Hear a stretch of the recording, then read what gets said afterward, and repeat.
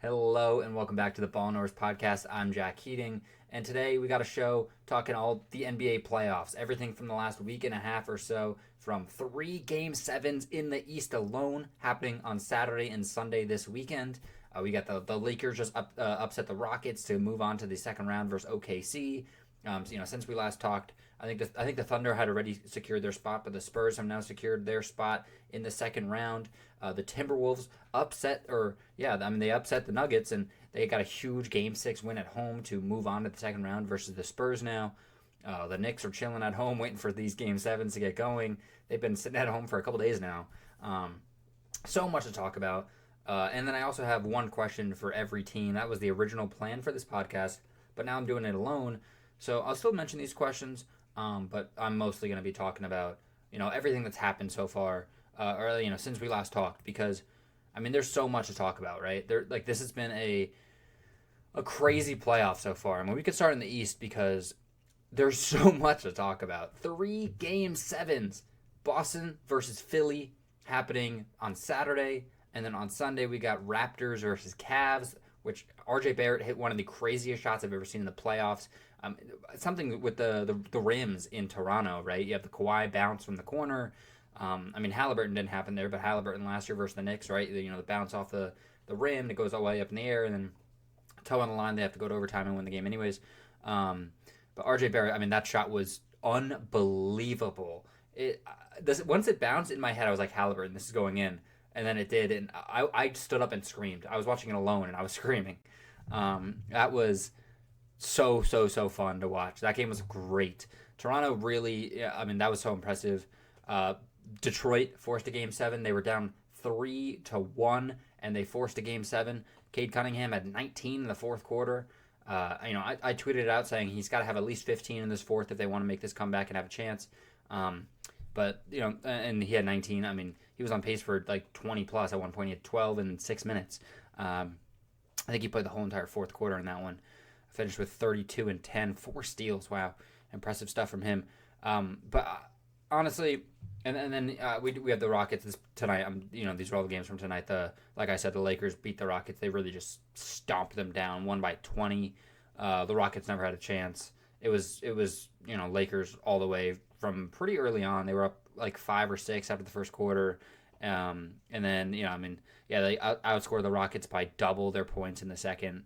It was an ugly game from the Rockets. They severely missed Kevin Durant or really anybody to create their own shot. I was talking to somebody during that game, and I was saying, like, the Rockets literally, when KD's not out there, they have 0 creators on the court. Sengun can't really create his own shot. He's just like backs you down and misses the shot at the rim, which is another conversation to have. And then you got we'll talk Lakers Rockets first, I guess. Biggest market. We'll talk about them at the top of the show. But hey, Lakers fans or anyone else out there, make sure to hit that subscribe button down below. Leave a like as well. Lets me know that you like these kind of videos. And let me know who you have winning these Game 7s in the comments, because this is going up on Saturday morning, so you'll have enough time to watch this video before the Game 7s, at least the Sunday Game 7s for sure. So let me know who you have winning, because I'll let you know when I get to those games. I've got some hot takes, but like always, right? But yeah, the Lakers were just better in the series completely, especially when no KD was out there. I know the Rockets won back-to-back games in Game 4 and 5, but people were saying, oh, LeBron's legacy if he loses 3-0, and KD's legacy, honestly, if the team comes back 3-0 without him, I feel like that's a bigger hit than LeBron's, honestly. But he's 41. It doesn't matter, and it also didn't happen because he showed up big time, 28, 7, and 8. He had a big not a dagger three, but he had a huge three that really just pushed that lead even further. I think it was like 25 at one point, 24. It was pretty comfortably around that range for a while. The Rockets brought it down to like 10, 15 area, but then it went back up down to like 20. Like I said, they never really had a chance. But in the 2 comeback games, they had really good shooting, and the Lakers had a lot of turnovers. The Rockets started to, they even got out-rebounded in a game and won. That was concerning, I'm not going to lie. I think that was game 5 is when they got the Rockets were out-rebounded, yet they still won the game. That was that. Let me just double check on that. But 34, and yeah, they did get out-rebounded by 7. That is really, really shocking.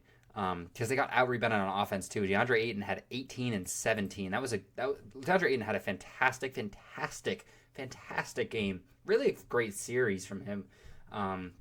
I really enjoyed watching DeAndre Ayton in this series, which I've never said that sentence in my life. In for that series, just I've never said I've enjoyed watching DeAndre Ayton, but in this series he really was awesome. Reeves struggled pretty mightily in that game. He was definitely a part of the reason why they lost, but it was his first game back, so you can't really expect him to go crazy. LeBron going 0 for 6 was really detrimental for there too. And yeah, the Rockets just they hit some threes. I mean, Jabari Smith had 4 threes, and I think Amen had 2 threes in this game as well. Like just some stuff that isn't going to happen again, and it didn't happen again. They lost the next game. Lakers move on against the Thunder.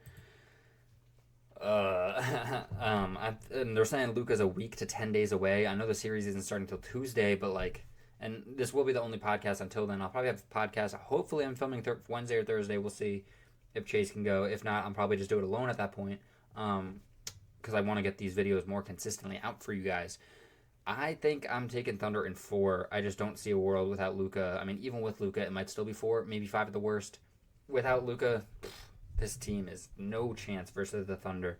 But my question for the Lakers, it was related to the 3-0. It was going to be because I wrote these questions a few days ago, but it was going to be, if they do give up a 3-0, what's the questions here? But I guess my question, we'll talk about the Rockets because they're the team that is out here.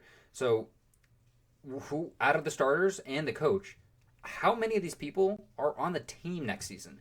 So the regular starters, we're going to say it's Reed, Amen, Şengün, Eason, Jabari, but you can drop out Eason for KD. I'm assuming Fred VanVleet's still on the team. It would make sense for him to be. KD, I don't think is on the team next year. I really don't. I was saying that months ago, and I've seen the talk started to pick up last week or two, saying oh, will KD be here? But I've been on that train. I said on this podcast multiple times, he's going somewhere else this offseason. Portland makes sense. New York makes sense. Miami makes sense. He's been mocked there a billion times, though. I don't know who else. There's probably other teams because he's a very plug and play. He fits on every team, but he also ruins every team. Detroit, maybe. I don't know. I don't think he's a Rocket next season, though. It really does feel obvious that he won't be. I think Ime is not the coach next season. I think Reed Shepard's probably there because, he's still young, 3rd overall pick from a few years ago. They're probably not going to give up on him. I think Amen's still there. If I'm the Rockets, I'm absolutely trading Şengün. You just can't win with him. He's inefficient. He has a lot of turnovers. He can't finish at the rim well. He's a terrible, terrible defender. I feel like he kind of gets into foul trouble a decent bit too. He just complains to the refs all the time. And I'm very biased against him. He's my least favorite player in the league. But you can't win with Şengün as your starting center. Legitimately win a championship or make the finals, anything like that. You're not going to reach his heights unless you just have a god squad around him. And even then, I don't think it's possible because a team like the Nuggets works, and we can get to them next because I really want to talk about them. A team like the Nuggets works because Jokic is such a good offensive player, but his defense is so terrible, and the offense wasn't really there in the series, and that's kind of why they lost the series.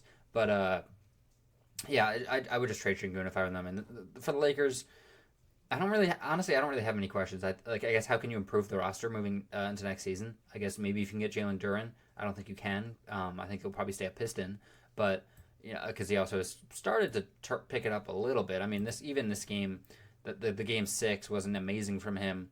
He had 8 and 9. He was a +9, but he got into a decent bit of foul trouble. But he was boarding better. I felt like he's still just not aggressive at all on the offensive end, which I've really questioned. It's been kind of weird to see a guy who was very dominant in the regular season just become a shell of himself. So I think his pay has dropped drastically. You've got the All-NBA max that he could get. No chance he gets that. You can get the Pistons only max. I'd be shocked if he gets that.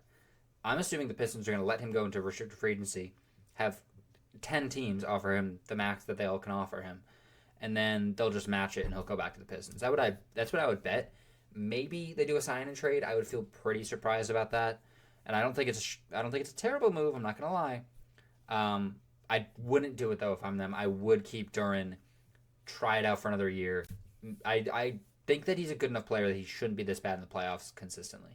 But his non-creation definitely is a huge factor of why he's this bad. But like even the defense has been terrible. I mean, dude, Jamal Cain had the dunk of the year, just like yamming it on him. Oh my goodness! And then Duran like Looney Tunes like oh falls back and oh my goodness, that was terrible. Yeah, Duran got oh my goodness, man, that was unforgettable, absolutely unforgettable. Yeah, Jamal Cain was awesome in the series. The series still going on, but I do have the Pistons. I mean, this was the must-win game for the Magic, and I guess we're talking Detroit Magic now.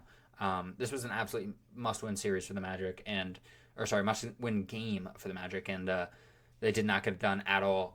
I mean, 19 points in the second half. 19 points. They had 60. They had 60 at halftime. They finished with 79. They had 8 points in the fourth quarter. They went 45 real minutes. 45. I got the bookmark here. 1 second. From sorry, 1 second. 1 second. 1 second. Come on, who's got it? Dude, I have a bunch of bookmarks here. I'm sorry. All right, so while I'm trying to find it, they scored 19 points in a half. That's the second fewest points in a playoff half since 1950. And Paolo went 4 for 20.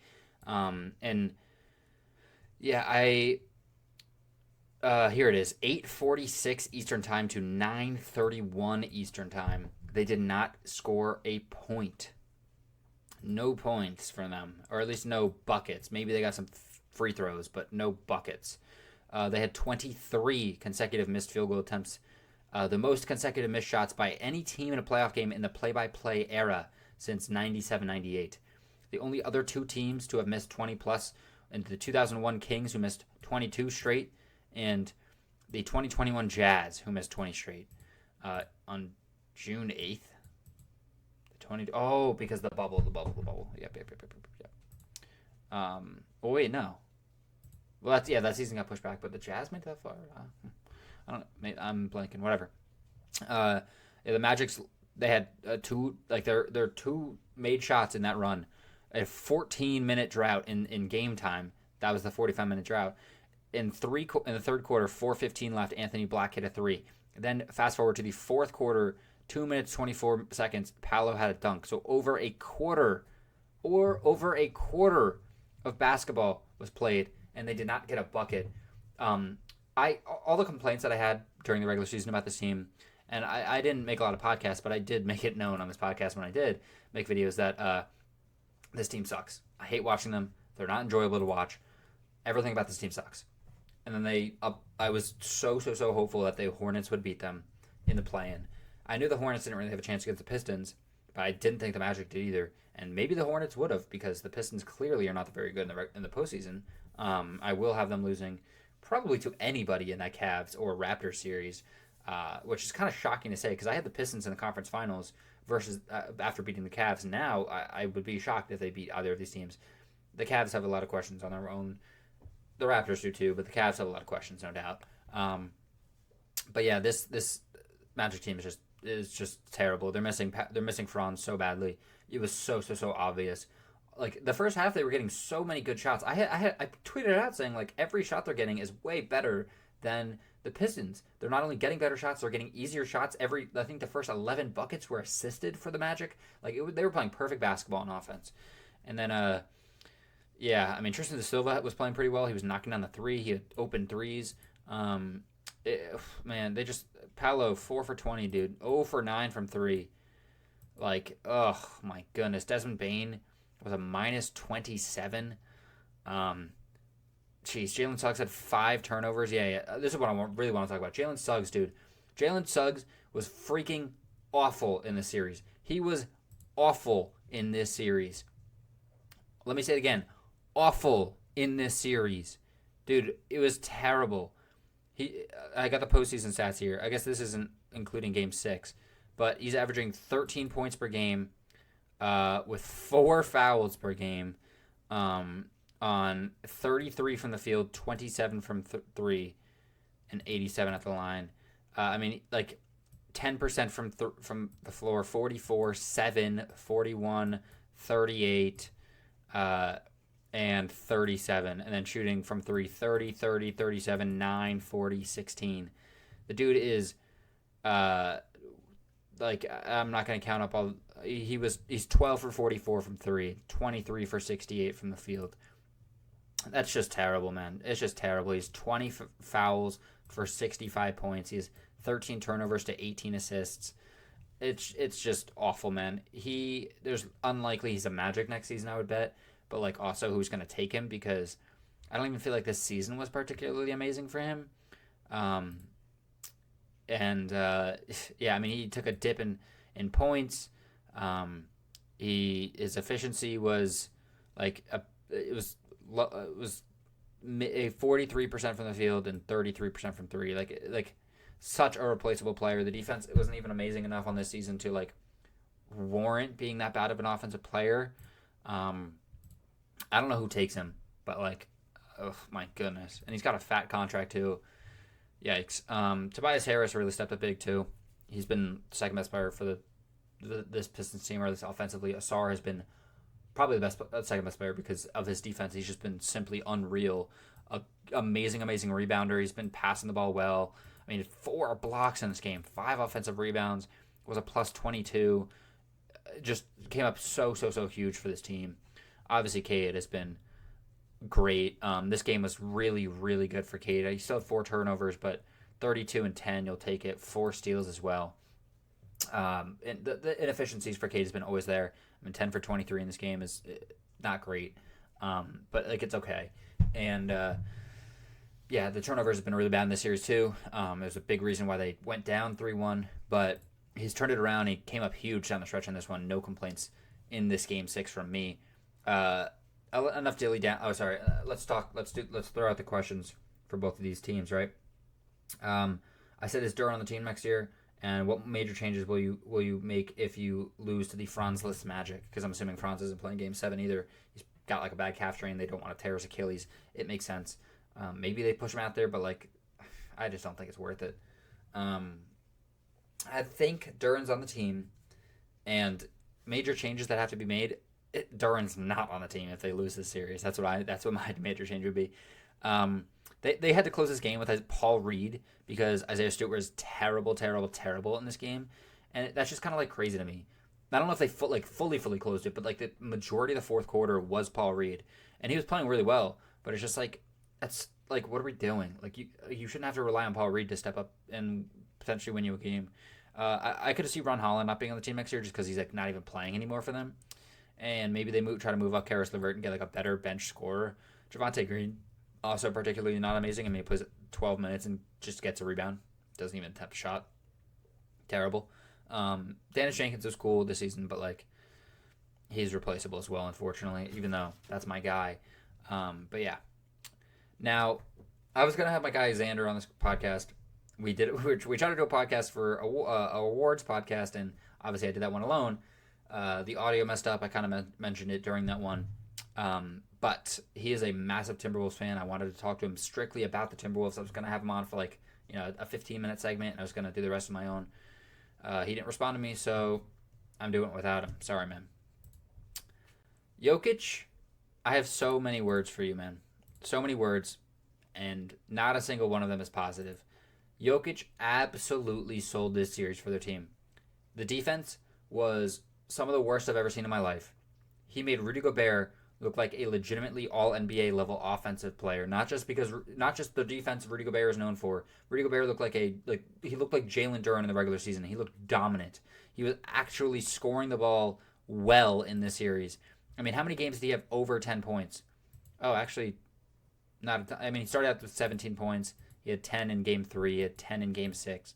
So fair enough. But I mean, 10 rebounds, 7 rebounds, 12, 15, 7, 13. He had 8 assists in the last game, and 2 of the best passes and not just Rudy Gobert passes, not just best passes on the Timberwolves, not just best passes in the West. Some of the best passes in the entire league this season. 2 of them came in this game from Rudy Gobert. The wraparound, the Naz Reid 3-point pass was amazing. That was a really good pass, no doubt.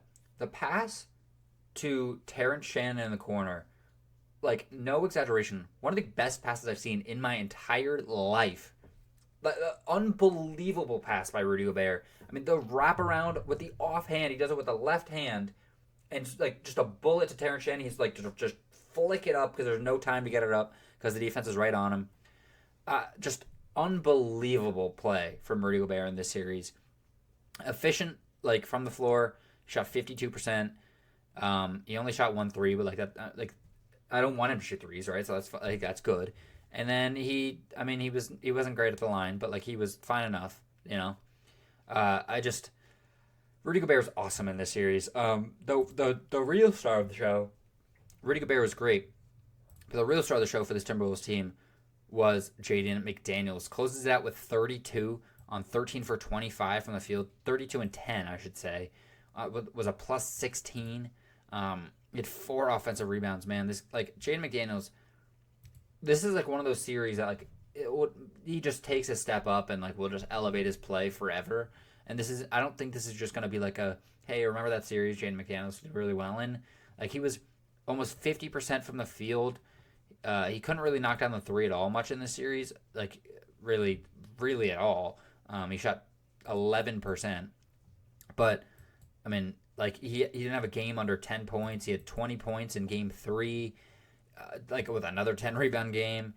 He had 8 rebounds in 2 other games, and like like good steal numbers. Like he was getting a block in most of these games. This is a lot of just box score stuff, but like the defense that he played on Jamal Murray as well was remarkable. He absolutely shut Jamal Murray down, and that was a huge reason why they lost this game. I mean, in Game 6, the closeout game, Jamal Murray has 12 points on 4 for 17. Like it was a minus 18 and a 12-point loss. Was by far the worst minus on the team, double to the next closest. And like he didn't even really have his like marquee game that we typically see of him. I mean, he opened up the series with back-to-back 30 balls. In Game 4 has a 30 ball, but he lost 2 of those 3 games because in Game 1 he goes 7 for 22. They still won it because he had 16 for 16 from the line, but he went 0 for 8 from 3, right?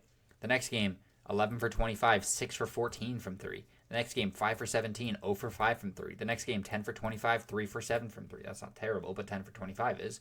The next game, 9 for 23, 2 for 6 from the 3. The next game, 4 for 17, 0 for 2 from 3. He only missed 1 free throw in this entire series.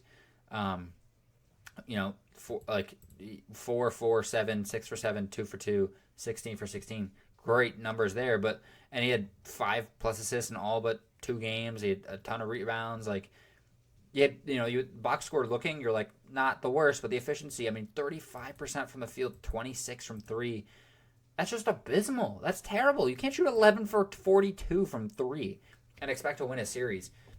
Like the Timberwolves team is too good to have that happen. Jamal Murray really just got shut down. I took the Nuggets in the series because I didn't think Jokic would be as terrible as he was, and I didn't think, especially Jamal Murray, would be as terrible as he was. And everyone else on this team just did not step up. I mean, Cam Johnson showed up in the final game. He tried to do everything he could. And Jokic wasn't completely terrible in this last game. He was efficient, and he really stepped up big in the second half. He was trying to keep them in this game as much as he could. But the rest of the series from Jokic was just terrible. I will say Game 5, he was pretty good. He played pretty well. It wasn't like peak Jokic type of game. It wasn't amazing, but he played pretty well. It was good enough to get them the win.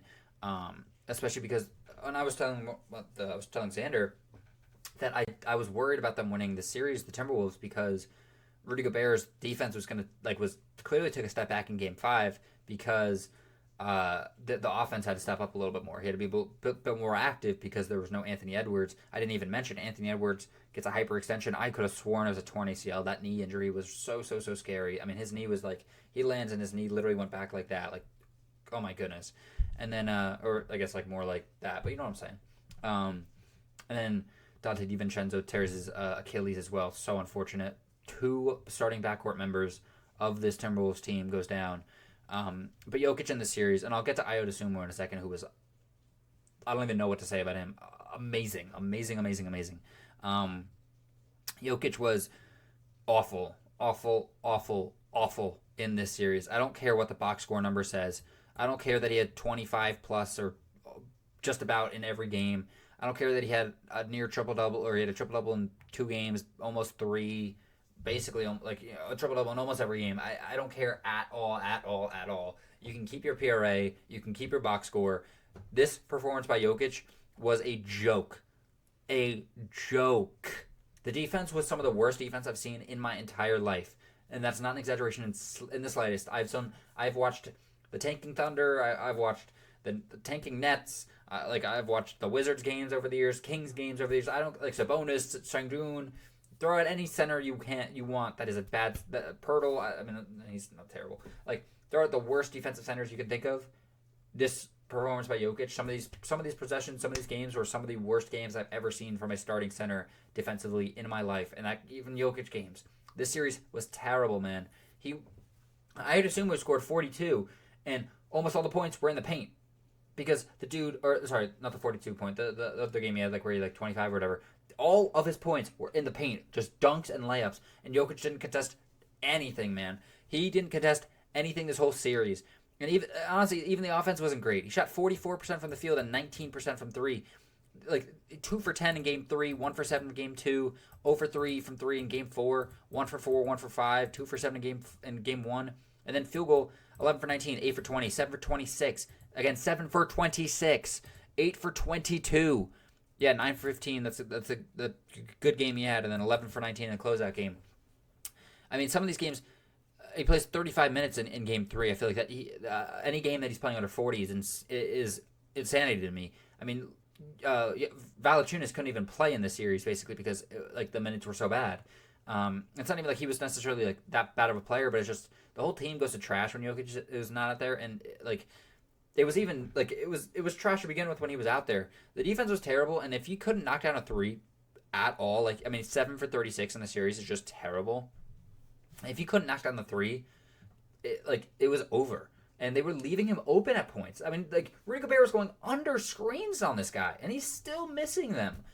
This is supposed to be the best player in the world. And you're being left open, and you're missing. You're the reason your team lost. This Nuggets team, I don't even know where they go from here. The question I have written down for them is, The question I have written down for them is, how do they improve this team after giving Christian Braun 5 years, $125 million? I don't know. The answer is, I don't know. I have no clue what they do from here. I've seen Jamal Murray trades. I've seen Cam Johnson trades. I've seen Christian Braun trades. I don't think that's going to happen. I don't know who the hell is taking out Christian Braun. I just don't, trading Jamal Murray to me makes sense, but you have to improve, right? You're not trading Jamal Murray for Emmanuel Quickly. You're trading him for somebody who's better. And Jamal Murray just had his best season of his career. He was really, really good in the regular season. He was awesome when Jokic went down. He's a huge reason why you were able to even have a home court advantage in the first place. I mean, he made his first All-Star game this year. He's probably All-NBA this year. I just... Jokic was so disappointing in the series, and Jamal Murray was too. But Jokic really, I mean, the media is so coddling to him. It feels like a lot of it is race related. I feel, and it's just disgusting. Nobody is talking about the fact that Jokic just had one of the worst series by a superstar MVP caliber player that we've ever seen. I mean, the dude lost in the first round. And we're going to act like it was a team-related thing. I don't give a damn. That Aaron Gordon was out. I do not care at all. At all. It wouldn't have changed anything. I promise you it would not have changed anything. Maybe it goes 7. I think it's still a 6-game series. This team is just not good. At the end of the day, it's just not good. I mean, Zeke Naji played 3 minutes. He was a -5. He didn't even record a stat. This team is just not good. Bruce Brown was a terrible signing. The dude was washed all season long, especially in the playoffs. I mean, we're playing Tyus Jones major minutes. Tim Hardaway is awesome. Throughout the season, postseason, I felt like he was pretty impactful. He had to come up big a couple times, but he definitely had his down games. But that's the way it's going to be with a shooter. I think Peyton Watson's a huge factor in the series, but I think Anthony Edwards going down too. You can't the fact that Anthony Edwards goes down and you still lose is it's inexplicable. You cannot do that. Shout out Terrence Shannon. Came up huge. First playoff start. Came up huge. Was awesome. Mike Conley played impactful minutes. He was, I mean, for a guy who's like 49 years old, he was really good. Bones Highland has been awesome in the series. Naz Reid was huge. I mean, they're playing a 3 big lineup at one point in this game, and it was working. I I just like I don't even know what the Nuggets do from here. The Thunder have their first round pick next year. I love that so much. They might be bad next year. Like not like bad. Dude, imagine if LeBron in like 2012, 2011, and maybe it's different because they have the super team heat and whatever the hell. But like imagine if he loses in the first round. The first round. I'm firing David Adelman if I'm the Nuggets. I don't think that he's a good coach. I think that he's super deflective. He doesn't take any ownership for his mistakes. I don't think he coached well in the series at all. I felt like he made no adjustments when their players were just going crazy on them. I mean, like the fact that I would assume he's a good player. I've liked him for a while. I've known about him for, like Kenny beat Jim Shadow King in the fourth quarter. He has been very vocal about like how good he could be and everything like that. He's not this good though. Like he's not 42. He's not 42 points in the playoffs good. But he is when he played the Nuggets because their defense is that bad. And the reason they're that bad is because they have the worst defensive player in the NBA starting at center. And what did Wemby say? Basketball is a two-sided sport, two-way sport, right? He's the best player on defense. He made that very clear. Jokic is the worst player on defense. And he's not even the best offensive player anymore. Shea is the best offensive player. He's way more efficient, way more clutch. That's the thing I wanted to bring up. I think I brought it up on the last podcast, but that's the thing I wanted to bring up here is Jokic in the fourth quarter, game 2, 2 points, 1 for 7 from the field. Game 3, 6 points, 1 for 3 from the field. Game 4, 4 points, 0 for 6 from the field. And then in game 5 and 6, it was probably similar. I mean, maybe he was no, actually he was better. I know in game 6 he came up a little bit more. He started to go crazy in the second half, like I mentioned. Game 5, I don't really remember how he did in the fourth quarter, but I can guarantee it was better. He had a good game. Like this is so embarrassing from them, and I don't even. The Magic shot 4 for 37 in the second half. LOL. I don't even know where the Nuggets go from here. The Timberwolves, though, the fact that you do this without Anthony Edwards is so shocking to me. I mean, it's so impressive. It's just shocking because like I felt like you had such a big offensive load, and the fact that, and I would assume it doesn't even play in Game 6, and you still win. Kudos to them. Chris Finch coached a really good game. He coached a good series, honestly. And, I mean, that's saying a lot for me because I don't respect Chris Finch much. I don't think that he's that good of a coach. I think that he kind of saved his job, though. If they lost the series, I wouldn't be surprised if he had gotten fired. I think Adelman probably gets fired now. I think he should, at least. I don't know if they will, but I think he should. This post Mike Malone, sorry, Coach Mike Malone era has been very, very not good. Like, just not flat out not good. And it's been disappointing. They lost in the second round last year. It wasn't even particular. I know it went 7, but like it didn't really feel that like it didn't feel like a proper 7-game series. Like the Thunder, I think blew them out like 2 or 3. I think 2 times. I don't believe in Adelman, honestly. I don't. But for the Timberwolves, I'll pull up my question for them. It's probably related to them losing. I'm going to be honest with you. I didn't really check these over after before filming this. I'm filming this late in the night. I said, if you beat the Nuggets, do you bring Ant back for round 2? I don't know. They're saying he's week to week. I would consider it. I would see how game 1 goes without him. I think they probably get stomped out. I think they're like a 15.5 point underdog. But I would consider it. And if you can't, probably look for vacation spots because it might be a 4 or 5 game series. Probably 4 if we're gonna be honest. I just don't think like I maybe I should learn not to disrespect the Timberwolves the way I did going into round 1. I did say it was gonna be a 7 game series, Nuggets and 7. So like not too much disrespect, but whatever. Because they proved me wrong in round 1, but I think the Spurs are a whole lot better than the Nuggets are, and their defense will Rudy Gobert not being able to be a creator of his own, it's going to show a lot versus the Spurs, way more than it will versus the Nuggets. I can promise you that much. I think we might be getting 2 4-game series in the West. I hope not. I hope the Spurs can go 7. I hope I hope they're as battered and bruised as they can be going into that Thunder Conference Finals because I'm a little worried. I'm not gonna lie, but that is going to be one of the best series of all time, no doubt about it. And it's gonna be the beginning of what I tweeted out the other day, the best rivalry ever between I think it's going to be Spurs Thunder in the next decade. Um, I'm so excited if we can get that series this year. That's just going to be amazing basketball. But yeah, Nuggets. So many things to do here. The only guys I can guarantee will be on the team next year is Aaron Gordon and Jokic. I think every other player they should heavily look at trading. Moving along, we could talk about the Knicks and the Hawks because that series got finished up in 6. And honestly, I mean, there's not a ton to talk about. Maybe it sounds crazy, but I mean, the Knicks scored almost 100 points. They had 83 points and a half in the closeout game 6. They scored 140 in that game. Atlanta had 36 points at halftime, and they just got stomped out. I mean, every starter was the plus 35 or higher in for the Knicks, and they had like multiple guys plus 20 off the bench. I mean, this entire Hawks team, they just got stomped out in game 6. There's not even really anything to talk about. Kuminga was a minus 44 in he was like a minus 35 in 12 minutes or something. He ended up being a minus 44 in 23 minutes. And if you look at his stats, it wasn't even like that terrible. But I mean, I turned this game off at halftime. Like I didn't even watch the second half because it was that bad. I preferred to have watched what was it, Boston versus Philly, where Philly wins game 6. That was an amazing game. But we can talk about that after this Knicks one. I probably should have started the show with the game 7s. That would have been smart, huh? That would have been smart. But yeah, I mean this.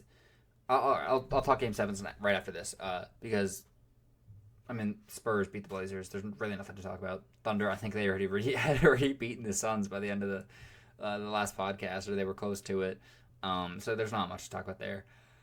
I don't think I'm gonna talk about either of those series. I'm not gonna lie. Pay Thiago Splitter or pay somebody, but don't give him $100K. That's my take for the Blazers. Consider trading Denny Avdia. Anyways, the Knicks, they just, I mean, after their 2 1-point losses in this series, they just were better than the Hawks. I mean, they're a better team the whole time. I was holding out, not necessarily hope that the Knicks would lose this series, but I was holding out hope that it could go like 7 games or be a little closer. But both of those games were like buzzer beater wins for Atlanta, and then the next 3 wins were pretty dominant from the Knicks. Atlanta just got outclassed. CJ McCollum slowed down. The efficiency dropped. It was kind of everything that was expected for the most part. I saw he's wanting like 35-40 million on a 2-year deal. I don't know who's paying him that, but good luck. Maybe the Kings will. I could totally see them doing some Zach LaVine, CJ McCollum pairing. That'd be awesome. I'd love to watch that. Yeah, the Knicks move on. They're still waiting to see who their opponent is, and I can I'll read my questions for the. I mean, because unfortunately, there's not much to talk about with this Knicks series. OG Anunoby had an amazing game 6, just unbelievable game 6. The dude couldn't miss. Knicks, I said, do you swing for Giannis if you lose to the Hawks/Celtics? Well, obviously, you don't lose to the Hawks. If you do lose to the Celtics/Sixers, I think you do swing for Giannis. I think you do make a big move. But at the moment, I think they beat the Celtics. I think they beat the Sixers, which is kind of crazy because I did not have that happening pre-playoffs. But I think the Knicks really turned it around. They were playing some of their best basketball of the entire season in those last 3 games. And at the moment, the Celtics are definitely not playing their best basketball. It kind of feels like they're playing like it's a gap season, like everyone was saying in the beginning of the year. It feels like they're playing with like house money, where it's the playoffs. It's not house money. Nobody gets house money over here. It's clean slate. You're all going to the playoffs. Like, look at the Pistons and the Magic. They're going games. Like it's like anything can happen in the playoffs. And I kind of feel like the Celtics are. There's a lot of reasons why they're headed to a game 7 when I think you could argue that they shouldn't be.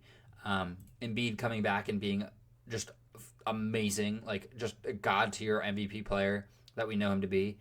When he's on the court, he is a major plus, and when the second he takes a break to like stop the bleeding out of his stomach from his appendix that his appendicitis he just got, like, or or his knee that is constantly bleeding and sideways and broken and whatever the hell that happens every game. He gets a new injury in every single game, and he still just trudges through it. The dude has the most heart I've ever seen of any athlete, like ever. He gets so disrespected for it. Embiid's been awesome in the series, and I think that he can be even better versus the Knicks in the next series. That's my spoiler. I have the Sixers winning Game 7, and sometimes I know, to reference Kenny Beecham again, you got to just be you just got to be a goddamn fan and not be an analyst. You got to put your fan hat on and stop being an analyst. I'm rooting for the Sixers. I know it'd be the more fun for basketball. It'd make better basketball. It would make more outcomes for who can make the finals. Blah, blah, blah. I don't care at all. If the Celtics win, that is. I don't care at all. I'm rooting for the Sixers. I want to see an Embiid win a ring. I want to see a Paul George ring. I want to see them at least go on a run at the very least. I want to see a Joel Embiid conference finals so that narrative could shut the hell up. Tyrese Maxey has just been I wanted to get on here. My plan 2 days ago, I was thinking to myself I need to go on a Tyrese Maxey rant when I do my next podcast. He has been unreal in this playoff series. Let me pull up his stats. I mean, Tyrese Maxey was awesome. He's been so fun to watch. I feel like I wasn't high enough on him going to the playoffs, and I'm sorry that I disrespected him as much as I was. 21, 29, 31, 22, 25, 30 points in this series. Shooting 44 from the field, 41 from 3, 95 from the free throw line. It's just, he's been so impressive. Turnovers are really low. I mean, he had 0 in this last game. He's playing 40 plus minutes in basically every single game. He's shot 50 plus field goal percentage in the last 3 games. He shot 60, 30, 57 from 3 in the last 3 games. He had 10 rebounds in the Game 5 win. He's been really, really good. He's been locked in defensively at times, I felt like. And really, Paul George is the defensive MVP of this team. Paul George has been amazing defensively. He has been locking up Jaylen Brown. That's been so impressive. I mean, Paul George off that break not only has been really efficient, but I mean the defense has just been lock up. And even if the stocks aren't necessarily there like they used to be, man, it's just on-ball defense. It's crazy pressure. In a 13-point loss, Jaylen Brown's on minus 24, and a big part of it, I mean, he goes 7 for 17 from the field, which, isn't great. It's not unbelievably terrible, but, Paul George just forces him to take so many tough shots. Peyton Pritchard has been pretty not good in this series for the most part. I think we're going to probably see a lot of Jordan Walsh in this Game 7 if I had to bet.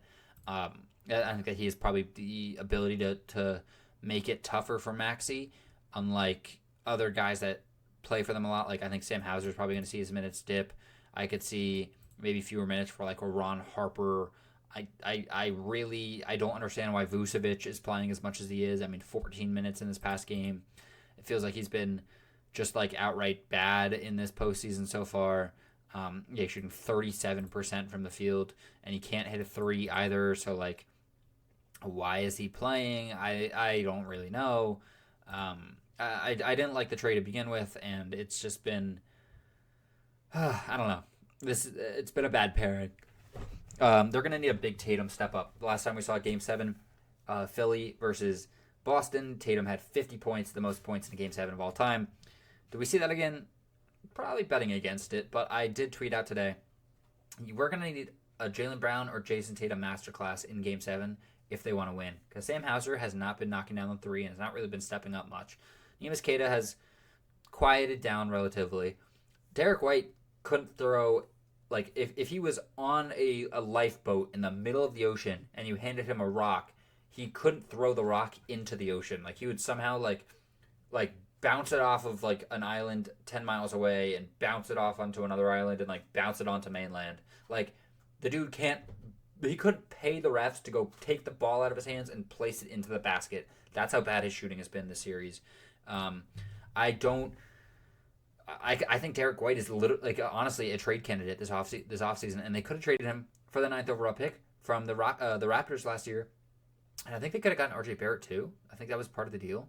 Or maybe it was quickly, but either way, would have been a win because Derek White had a really bad season this year, shooting wise. I mean, defensively amazing. I think he had 100 threes, 100 blocks. It was like one of the only guys ever to do that or something from a guard. Um, really good defensive season. Couldn't hit a three at all this year. Shooting 25% from three. Went 0 for 4 in game 5. I know he went 3 for 6 in this past one, but he's like, the amount of shots he's taking, like he's only averaging 9 shots per game in the postseason, which feels very low for him. I mean, I don't know what his he averaged 14 in the regular season this year, and like this year and in the postseason, like I said, he's averaging 9. So that just can't, like, it's just kind of strange to me that he's taking that big of a step down in attempted shots. I mean, he was averaging 8 threes per game as well, and now he's only averaging 6.5, right? 8.7 points per game.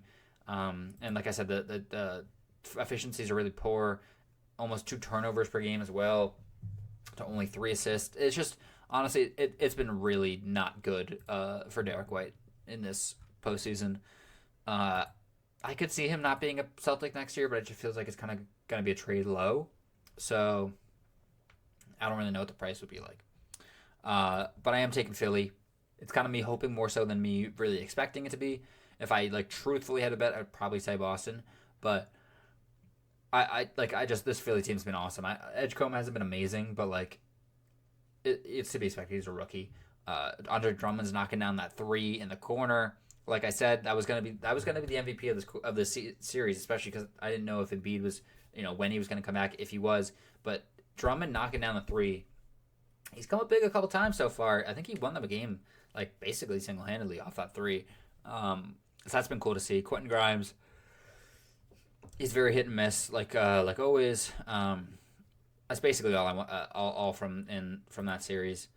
Taylor Terry got some burn as well. That's pretty cool to see. But yeah, I'm very excited for that series. It's gonna for that game 7. That might be the game 7 I'm most excited for. Honestly, this is gonna be, because realistically, one of these two teams has a really, really good chance. I mean, they have to go beat the Knicks, who at the moment is probably the favorite for coming out of the East. So I guess it's a tough path, but like once you beat the Knicks, if you do, you're facing one of the Pistons or Magic, who both of those teams look so up and down shaky. Like the Pistons are not nearly as scary as they perceive to be coming into the playoffs. Or Cavs Raptors, who those teams can't win on the road, and they're both wildly inconsistent. I would take the Sixers or the Celtics to win either of those series, I think. Like against any of those 4 teams, at least at the moment, based on how those teams were playing the round 1. Maybe the Pistons, let's say they beat the Magic, and then it's Cavs Pistons, and the Pistons just stomp out the Cavs. They all get back in rhythm. Jalen Duren looks amazing. I'll probably take the Pistons again. Might even have them going to the finals at that point. But at the moment, those 4 teams that are going to Game 7 outside of Philly Celtics, they don't look very good. They don't look very opposing, right? So yeah, I'm taking Philly. Oh my goodness, it would be so fun. It would be so fun to see Philly move on. I'm being a fan here. I'm being a fan, absolutely, no doubt about it. I'm admitting it, and as long as I admit, I think it's fine. What other series? I mean, like I said, Blazers. Like Wemby was just unreal in his 2 games back. Like it's just silly how good he was. I think 27 and 12 in his comeback game. Like what, man? like that's just unfair. He had 4 steals. I think he had like 8 blocks or something. Let me just double check because I don't want to completely lie. He had 7 blocks. My fault, guys. 11 stocks in that game. Like, it's just Wemby's just not a real human. Like he's just not a real human. Shea had another like unbelievable. Like Shea had one of the best series of all time. That I've ever watched from the playoffs.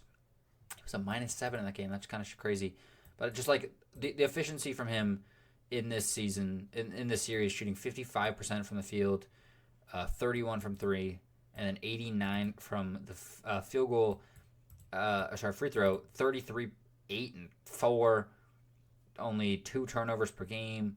I mean, it's just like he had a 42-point game on 83% from the field. That was one of the most efficient and game 3 performance from Shea, and the game 2 performance really, but game 3, that was one of the best performances I've ever watched. Regular season, postseason, preseason, FIBA. Like I don't any level of basketball. That was one of the best performances I've ever seen in my life. If you think he's bad for the sport, just know I don't like you. And if you were on this channel, I would tell you that you do not know ball, um, because you don't know ball. Lakers Rockets. We already talked about. All right, we could talk about Cavs Raptors. Because I didn't really get into it too much. I just kind of talked about the RJ Barrett shot because that was so cool. I mean, that RJ Barrett shot was awesome. But Scotty Barnes, man, that's really who I want to talk about because he's the MVP of the series. Scotty Barnes he's stepped up to. I've always been a Scotty Barnes fan. I've always sung his praises. I mean, he's honestly one of my favorite players in the league. But like, he's probably like in like the 5 to 10 range for me. But man, this series has been like just so fun to watch from him. He is like unorthodox, but in the best way possible. He just takes tough shots, but he always makes them. And I mean, he's a great passer. 25, 14, and 7 tonight in this game. Like, it's just 3 blocks, 3 steals. He's one of the best defensive players in the NBA, no question about it. He played 48 minutes tonight. Obviously, he went to overtime, but like 48 minutes. I mean, geez, out of 53 possible.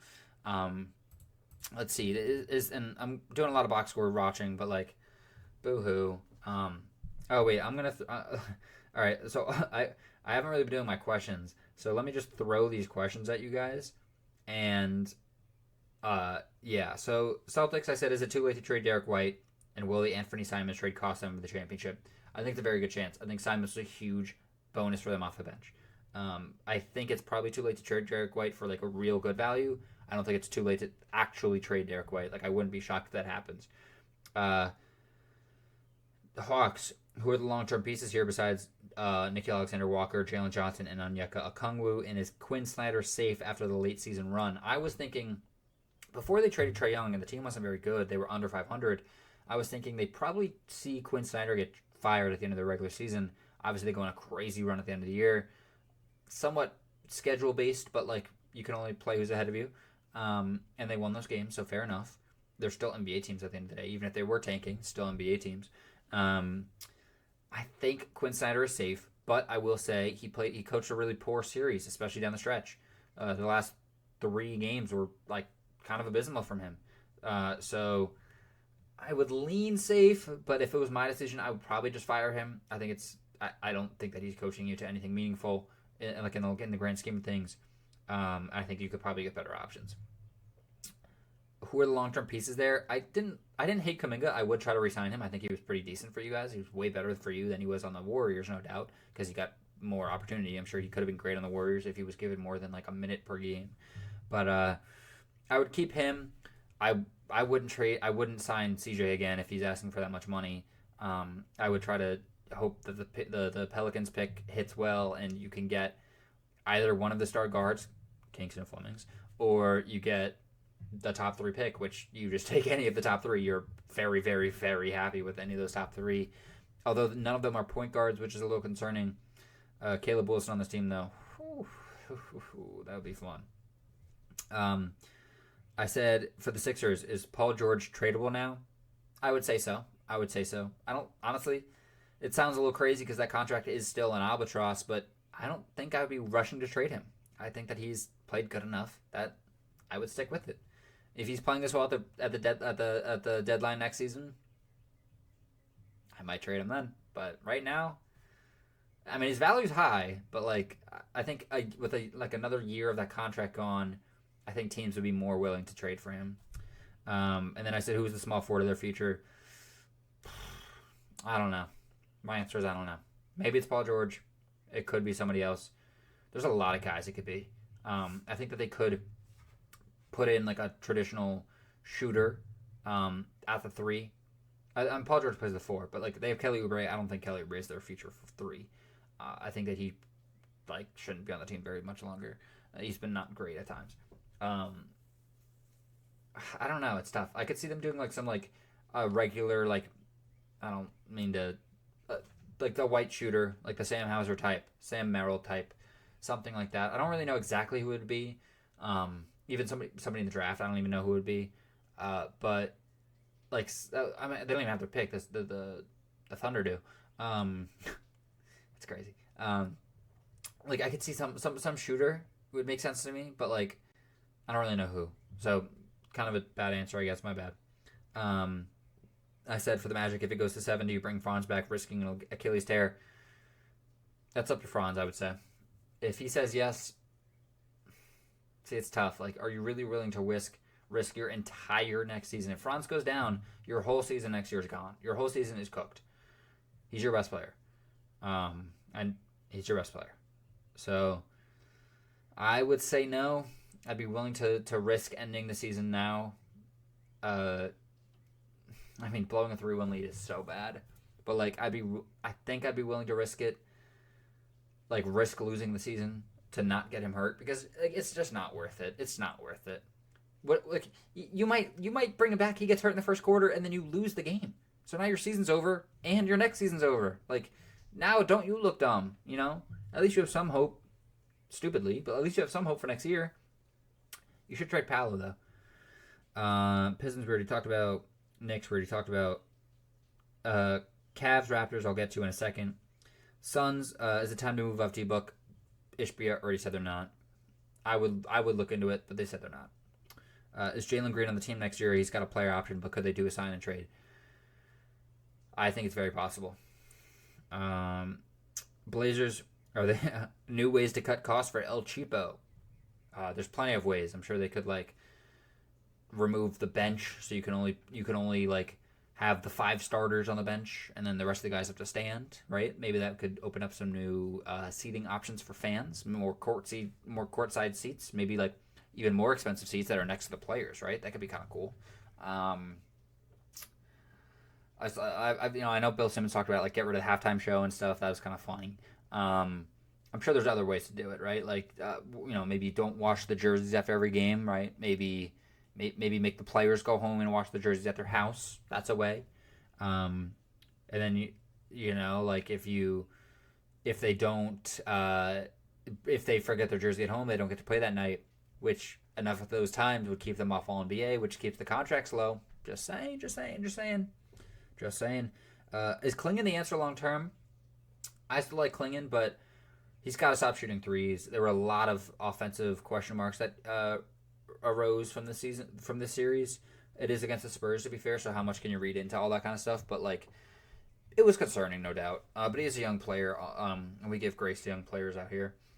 And do you make a big trade or develop? I think you do make some sort of big trade. It could be even like KD trade, which like I don't think would be that crazy. You're probably looking at like Shaden Sharp and some stuff. It'd be kind of funny for the Rockets to trade for Shaden Sharp. It basically is just Jalen Green again. But I would look into it. I don't think I would just do a development because I could see them improving, maybe pushing for the top 6 seed, maybe. But like, I mean, they were 7 this year. They could do it, but like, I just don't. I wouldn't bet on it. Or were they the 8 seed? They I don't remember. They were 7 or 8, whatever. I think that was it, right? Oh, for the Spurs. How soon do they move off De'Aaron Fox? I think this summer wouldn't be crazy, depending on obviously what happens if they win the finals. You don't got to move off of him. If you lose in the finals, if you lose in the conference finals to the Thunder, I think they consider it. They definitely should consider it. He hasn't been bad, but like, I think it's worthy to consider. I'm going to talk a little bit about Cavs Raptors after I do all these questions, and then I'll get going. I don't want to make this video too long. And then I have a few questions for some teams. One question for some, whatever. You get it. Can this big 3 of Castle, Wemby, and Harper be better than the previous big 3 of Manu, Tony Parker, and Timmy D? I think they can. And that sounds maybe crazy. That's a 4 championship team, right? 5. I think, well, Timmy won 5, but I think it's 4 with that big 3. I think they can. And it doesn't necessarily have to be championship based. Like, I have LeBron over Jordan. He's only got 4 to Jordan 6. You know what I mean? So I think they could win 2, maybe 3. But I think they could win 2. Wemby has a lot of MVPs. Let's say Wemby has 2 or 3 MVPs. He's got like freaking 70 poise.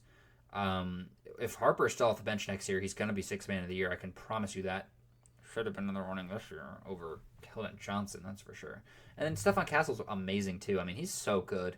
Like, I liked him coming out of college, but I wasn't like I didn't know how good he could be, especially because the jump shot was like honestly it was terrible. He could not hit a three for his life. And even the mid range I felt like wasn't amazing either. He was just really good at driving, and obviously the defense was like known to be amazing. I knew that was going to be the case in the NBA, but man, the 40% shooter now, that's really scary. Like really, really, really scary. He could be J-Dub level good.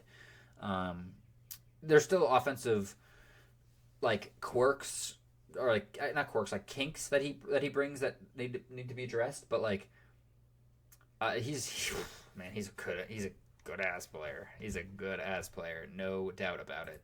Oh, we just hit an hour. That's no worries. I would say that they could. I love Tim Duncan so much, so like I don't want to hate on him at all, and this is no slander towards him at all. Would I bet on it? I think I would say I would, just because I could see, and like Manu was a great six man, and Tony Parker Finals MVP. I honestly don't see Castle or Harper winning.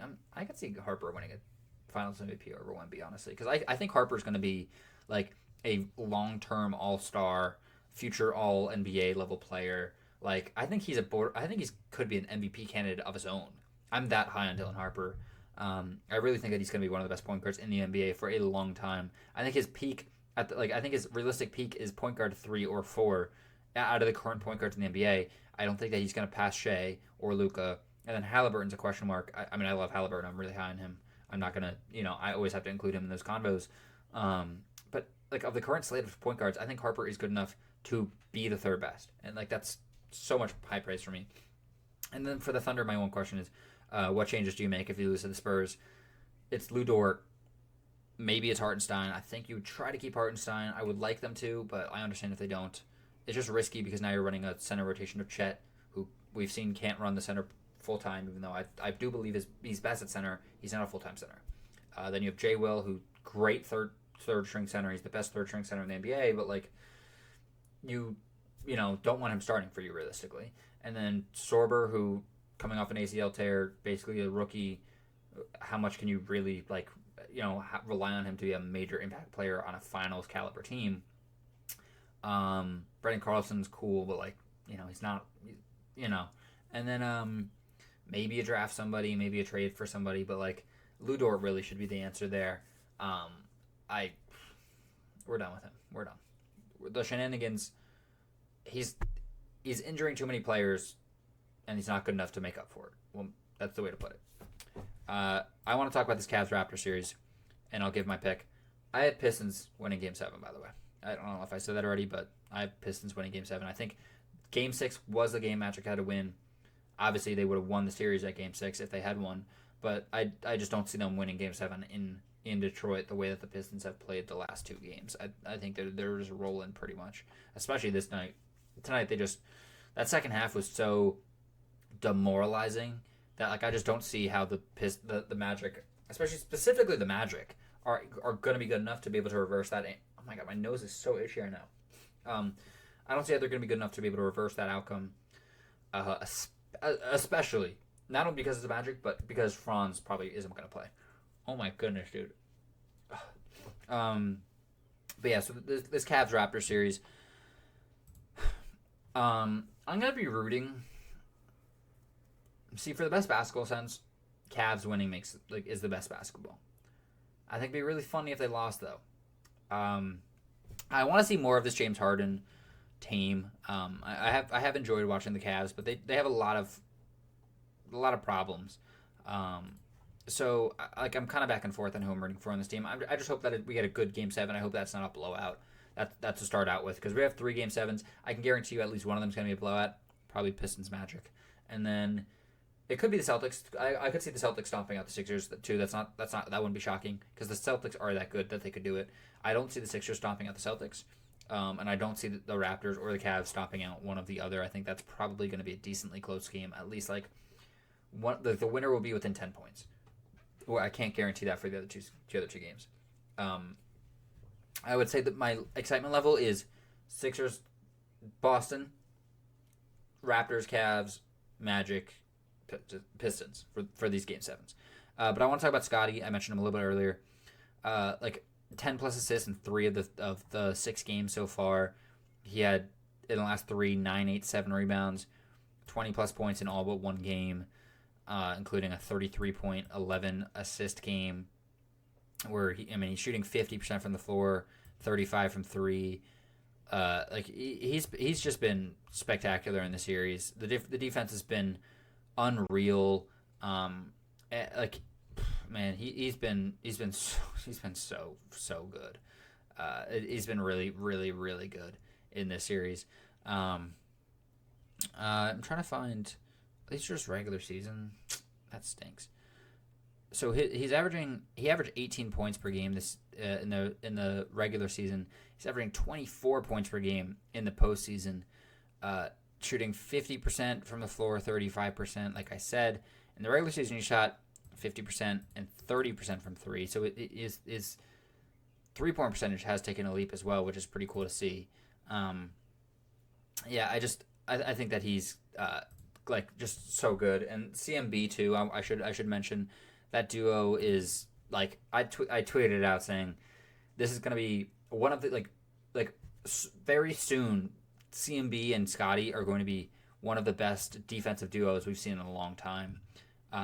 Like the rim deterrence there, and not just the rim. Like CMB, like I saw 3 possessions in a row, probably the third quarter or something, where he guards James Harden for like 18 seconds of just straight ISO.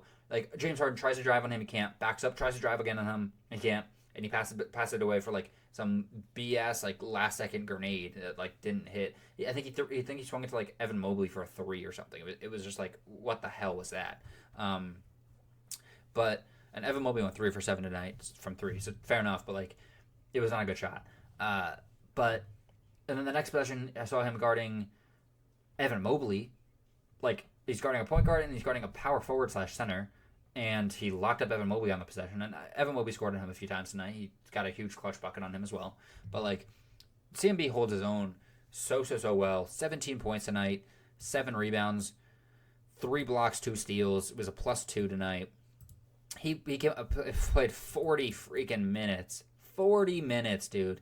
Jakob Poeltl, you're not starting next year. I can promise you. CMB. I might get a jersey, man. He was one of my favorite players in the class last year, and I talked about it. Like I wasn't even at USC, and I was still watching their games from time to time. Although they really sucked, so I wasn't watching every game. But I was watching, like they were probably my most watched non-Syracuse basketball team last year. Like besides like maybe Duke or something. Because I loved CMB last year. He was one of my favorite prospects. I didn't like that he went to the Raptors because the fit felt really weird. I didn't really see him as a prototypical 5. I saw him as like a 4 swing 5. And I guess that he could still play that up with the Raptors, but like I love Scotty at the 4. I don't want him to be a 3 or 5 or anything else. I mean, he plays point forward and point center and whatever. But like you know how it is. But man, CMB has just been spectacular. I don't really know what else you could want from a rookie in the biggest games of his life, and he's just stepped up time and time again. Jacoby Walter has been awesome in the series as well. Jamal Shad has just been unreal. The diving strip that he had on Donovan Mitchell for the 8-second violation was one of the smartest defensive plays I've seen in my entire life. I think that he meant to do it because he saw the 8 seconds, but like mind blowing, man. He got a huge offensive foul call on Dean Wade to stay out of foul trouble tonight. Really came up huge, +6, and again a 2-point game. RJ Barrett was the MVP of this game. I felt like though, man, maybe not the MVP. It was probably Scotty still. But RJ hit the game-winning 3, and just unbelievable performance from him. I know he was not great in the 4th and overtime, but he hit the shot that matters, and that is all that matters. On the other side of things, the Cavs, Harden has been so up and down, so inconsistent. I mean, 16, 9, and 9 tonight. You would box score watching, and +11, you would think like he was playing fantastic, but I felt like he took some threes, or he took some shots that I really questioned at times in this one. I felt like he could have been a little bit cleaner. He had like one turnover comes to mind where he just like he just got stripped, and it was just like a messy play. I feel like again, like he was a +11 and Dean Wade was +10. Like how can they do better? Dean Wade played pretty well in this one, no doubt about it. But like just like the 18 turnovers for the Cavs in this one. I saw the Raptors at one point. It was like the turnovers to points like, over the turnovers. It was like 10 turnovers to 16 points off or something like that. And like that's really the story of this game. Um, Man, the Cavs got to clean that up, no doubt about it. Mobley has no business having 3 turnovers. Donovan Mitchell, I probably should have started with him. 2 for 10 from three. I need to talk about the Cavs a little bit longer, honestly. I wanted to get this. I wanted to end this recording as soon as I could, but man, Donovan Mitchell has not been good in the series, dude. He's not been good. He's shooting 43% from the field, 35% from the three, 85% at the line, 2.8 turnovers to only 3.3 assists, almost 3 fouls per game as well. It's man, so inefficient. He is 18 for 51 from three in this series. He's got like the first 2 games were 4 for 7 and 4 for 10, and then 1 for 7, 4 for 12, 3 for 5, 2 for 10. Like the games that he goes like in game 4, he shot 6 for 24 from the field and 20 points and 4 turnovers, and they lose. And then in game 3, he has 7 for 16, which like each has to take more than 16 shots. 1 for 7 from 3 is 15 points and 3 turnovers and only 3 assists. He's 4, 5, 3, 3, 3, 2 assists. Can't happen, man. Like just these field goal percentages are terrible. He took multiple terrible shots tonight. I just like he had one of the worst shots. Like I've said like these hyperbolic statements of like, best things I've seen ever or worst things ever, whatever. But like, legitimately, he had like when I saw it, I just thought of Josh Giddey when he was on the Thunder. He drove in baseline, beats his man off the break or whatever, drives in baseline, has a wide open layup, and he just floats it. Here's the rim. He's running up. He just does a running floater, and it's just right over the basket. What the hell was that, man? What the hell was that? You could have dunked it. You could have laid it up off the glass. You could have laid it up at the rim. You could have literally done anything else. You could have shot it backwards, and you probably would have made it closer to the. You could have shot with your eyes closed, backwards, spun you around 10 times. You should have shot it like off your feet. Anything would have been better than what he did. It was a mind-boggling decision that he made. It was like in the clutch too. Maybe 4 minutes left. That was terrible, bro. That was terrible. I won't lie. The series I haven't like this Raptors Cavs series. I haven't been like super locked in on because the timing of them have been really stupid. I know like last Sunday the game was at 1 p.m. I was doing stuff, so I was like watching the game at a friend's house with family over. Like, I was doing my best to lock in. The second half of that game was super ugly. I do remember that. The first half I should say. The second half did pick up. And that was the game 4 where the Raptors won. That one at home.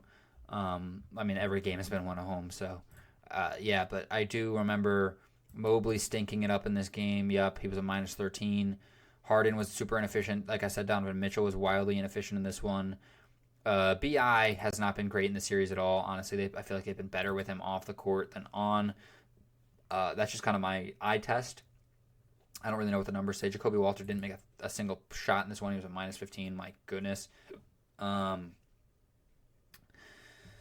last thing I want to say is Dennis Schroeder, shout out to him. He basically won them the game 5 single-handedly. He came up so huge for them. He hit multiple big threes. He both of his shots at the free throw line was shot 63% from the field. Just a really efficient game. Really, the only guy who was super efficient for them in that game 5 was, I felt like, their MVP, best player in that one. Realistically, I would have the Cavs winning game 7. I think I'm rooting for the Raptors, though. Just I kind of want the chaos, right? I kind of just want, I think, like a Raptors Sixers conference finals.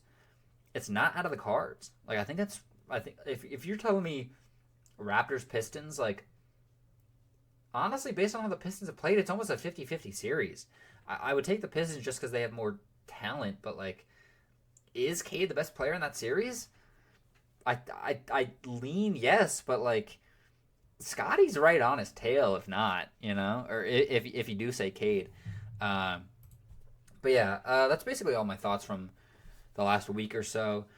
I'm super excited. I probably should have done a more look ahead to round two because the round two will be kicking off or tipping off by the time my next podcast comes out. So we'll have Lakers Thunder on. I have the ESPN schedule here. Let me just pull it up.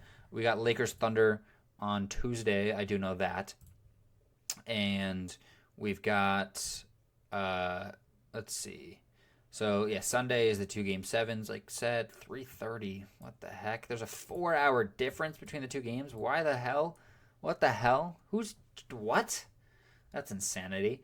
So yeah, Monday we got Minnesota at San Antonio. It's a 13.5 line for San Antonio. My goodness. And one of the Eastern games, I guess it's Knicks, Sixers slash Celtics. I'm assuming it's gonna be that Monday. That's kind of crazy that they have that quick of a turnaround.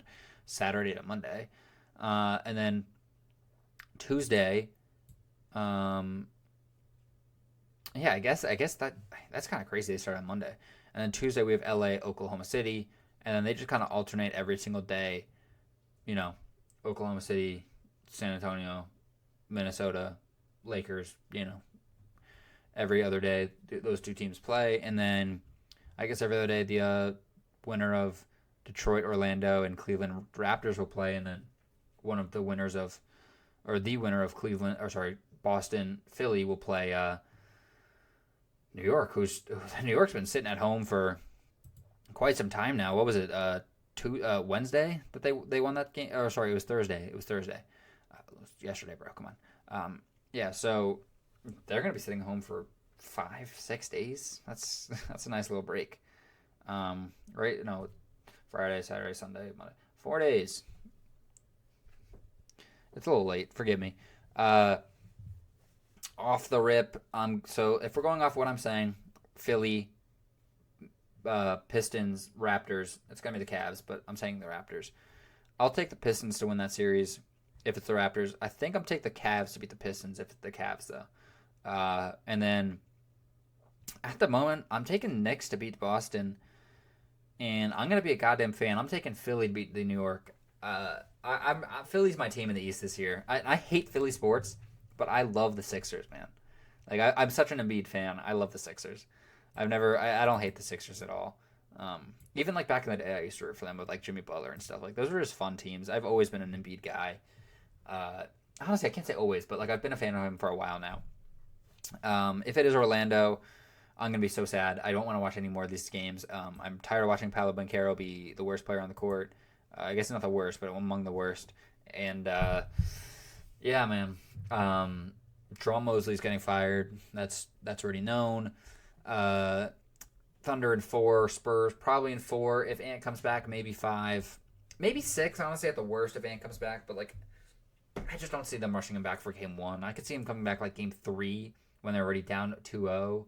But at that same point, like, if he doesn't come back game 3, they're probably down 3-0. I don't know. I didn't talk about Io. That's on me. I guess I could do that really quick. And then what's the other series? I said, oh, it's all of them. Yeah. So, I mean, yeah, Io has just been just simply unreal. I think it was the game 4. When he had 43, it was, yeah. And that was one of the most efficient 40 balls of all time. I think it was like a 93% true shooting. He went off the bench, it was 13 for 17, 5 for 5 from 3, 12 for 12 from the free throw line, was a plus 10. Only one turnover for 43 points. That's just unbelievable, man. I mean, he had just such a good series. Even in game 5 when he got hurt in this game, he went 7 for 14 from the field, 3 for 5 from 3, 18 points, 3 rebounds, 4 assists. He had a steal as well. Just like Io's been awesome. The defense has been great. The shooting's been really good. Game 3 was 10 for 15. Like he had 25 points and 9 assists. I should have mentioned that already too. Io's been awesome, no doubt about it.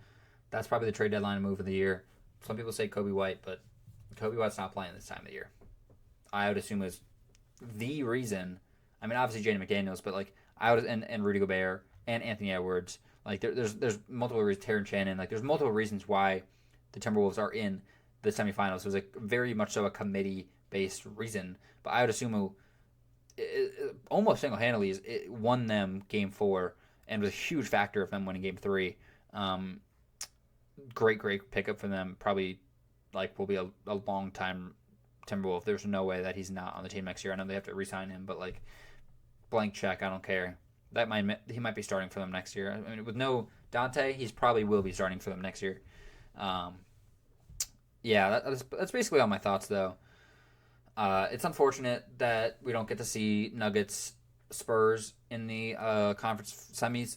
No shade towards the Timberwolves, just like especially with the Ant injury. Even if Ant wasn't hurt, I just don't really see them competing with the Spurs as well as the Nuggets would.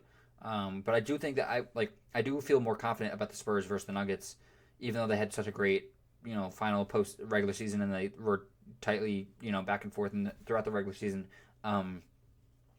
Like the last regular season game they played was game of the year or whatever. The Nuggets just showed me so many negatives in that first round that like I think the Spurs would have been able to pick them apart in different ways, even if Jokic does like own Wemby or whatever. Yeah, that's basically all my thoughts. An hour 20, not too bad of a video. If you made it to the end, like, comment, subscribe, and again, let me know who you have winning these Game 7s, who you're rooting for, and has your finals pick changed? Because mine has. I had Thunder Celtics, and now I don't think I'm taking the Celtics. Hell, they might. I have them losing Game 7 in their first round, which I can't even believe Philly brought it to a Game 7. 3 Game 7s. How lucky are we, man? So fortunate. I'm gonna have that video with Ryan Drake coming out soon. I'm not exactly sure when, but I'll make sure to get it to you guys, no doubt about it. Talking about the fantasy implications of the NFL draft, and yeah, be on the lookout. I have some other guests lined up for the next month or so. Or like maybe postseason, like postseason, but whatever. See you next time. Peace.